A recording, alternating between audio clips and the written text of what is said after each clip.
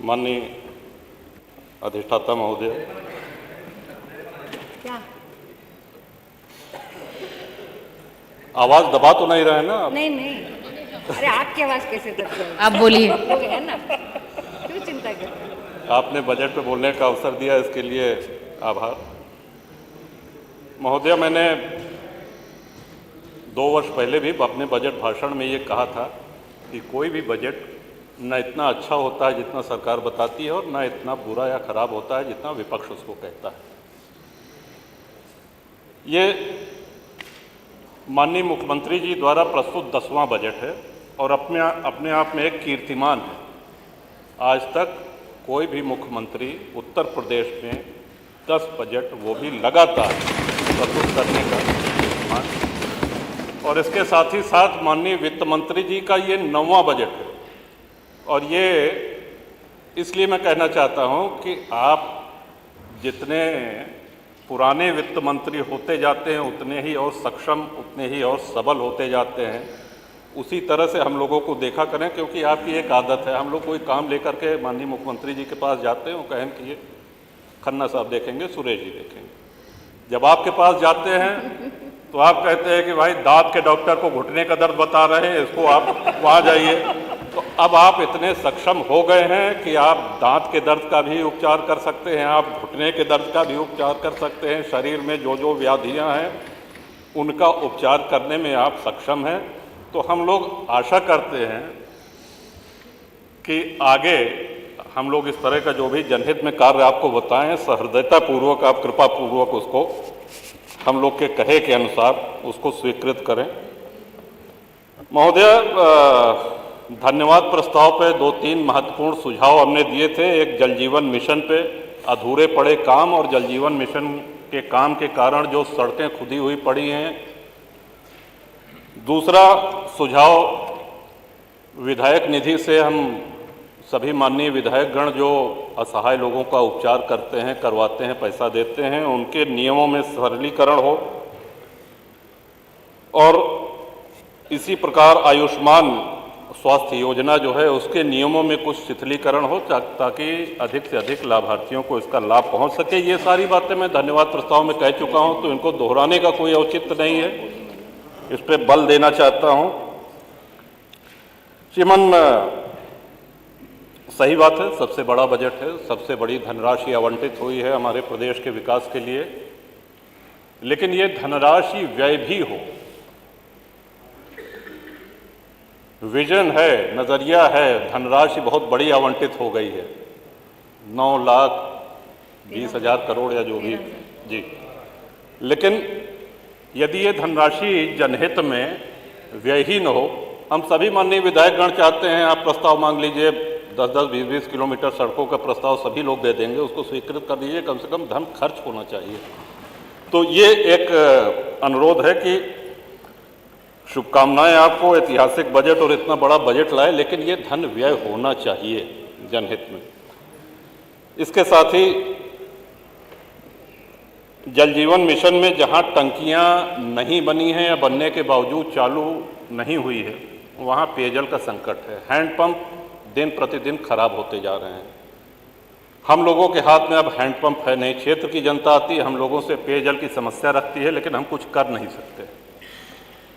अगर नल वो रिबोर भी होना है तो वो ग्राम प्रधान के जिम्मे दे दिया गया है कि राज्य वित्त आयोग से उसको रिबोर कराएं।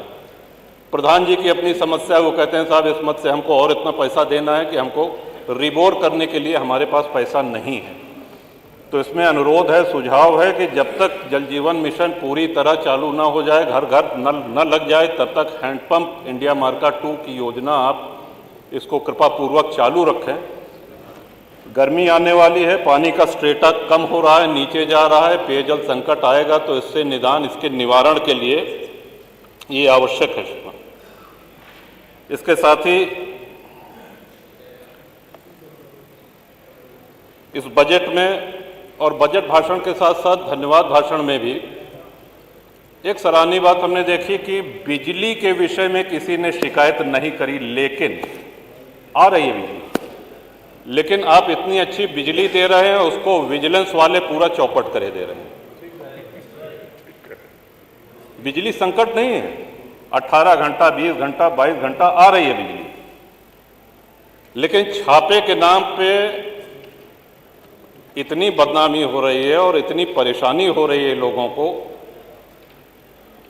ये गत 3 वर्ष से लगातार मैं इस सदन में कहता आ रहा हूं। थोड़े समय तक तो इसका प्रभाव देखने को मिलता है हमको। तो श्रीमान, ये उम्मीद थी कि माननीय ऊर्जा मंत्री आज उपस्थित होंगे तो उनको स्वयं ये कहूँगा, लेकिन विजिलेंस के मारे जनता त्रस्त है। हमको तो लगता है, आपसे अनुरोध है पीठ से, कि इन विजिलेंस के अधिकारियों के पीछे एक और विजिलेंस की टीम आपको लगानी पड़ेगी इनकी काले कारनामों को पकड़ने के लिए, तभी क्षेत्र की जनता चैन का सांस ले सकेगी। श्रीमान, इस बजट में अल्पसंख्यकों को और मदरसा के लिए 2058 करोड़ दिया गया, जो बहुत अच्छी धनराशि है, स्वागत योग्य है।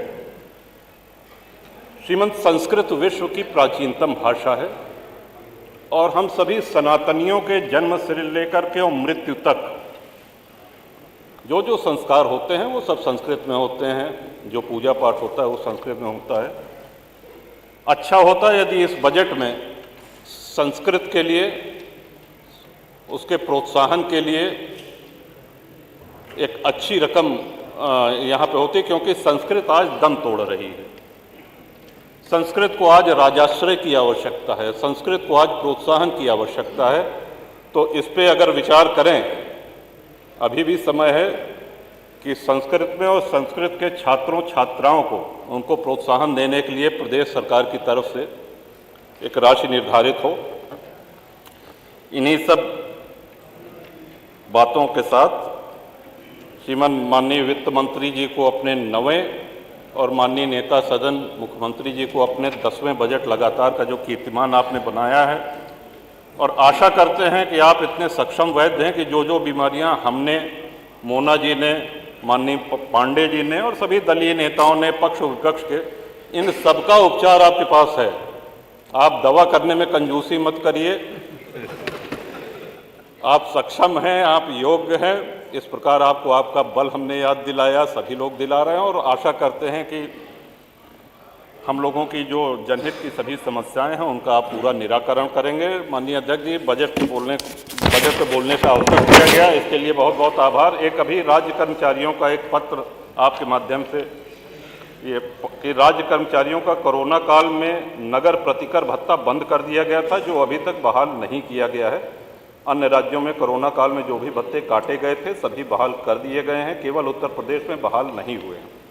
बढ़ती हुई महंगाई, शहरी क्षेत्रों में रोजमर्रा की वस्तुओं की कीमतों में भारी वृद्धि को देखते हुए इसे बहाल कर दिया जाए। इससे कर्मचारियों का कार्य करने में मनोबल बढ़ेगा। श्रीमान, इस अनुरोध के साथ अपने बजट भाषण को समाप्त करता हूं। बहुत बहुत धन्यवाद। वंदे मातरम। सभी माननीय